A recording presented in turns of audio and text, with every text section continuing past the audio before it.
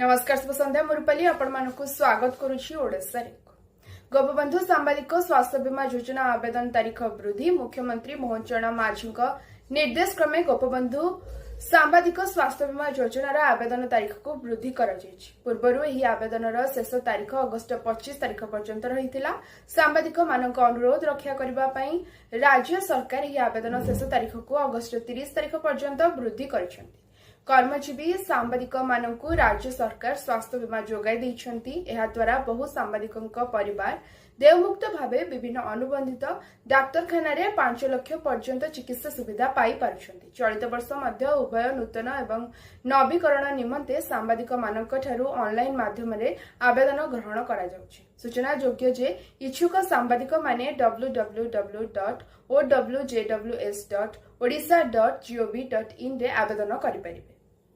Bhubaneswar master canteen रे चढ़ाऊ करी लक्षाधिक टंकार वज्रकाप्ता काटी जबत करिसेंती क्राइम ब्रांच स्वतंत्र टास्क फोर्स। चालाण पूर्व लक्षाधिक टंकार वज्रकाप्ता काटी जबत करा जायछि। जणे चालाणकारी गिरफ होइतिबा सूचना मिलिछि। गिरफ अभियुक्त बौद्ध गोछावाड़र स्वाभिमान नायक।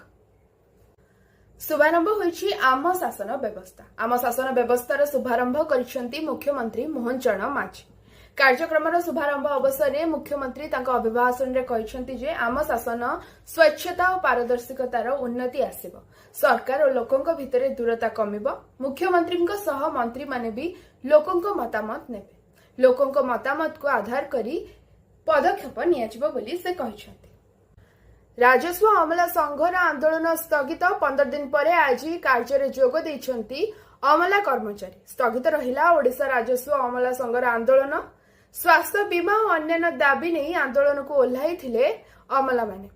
ओडिशा सरकार को प्रतिश्रुति पर आंदोलन ओहरिले गतकाली मुख्य शासन सचिवंक सह 10 दफा दाबी नहीं आलोचना करिथिला संघ। दाबी पूरण नहीं प्रतिश्रुति पर आंदोलन स्थगित रखिबाकू नियाଯାଇଛି निष्पत्ति। एहा व्यतीत बन्या स्थिति और प्रावण को दृष्टि रखी नियाଯାଇଛି एही निष्पत्ति।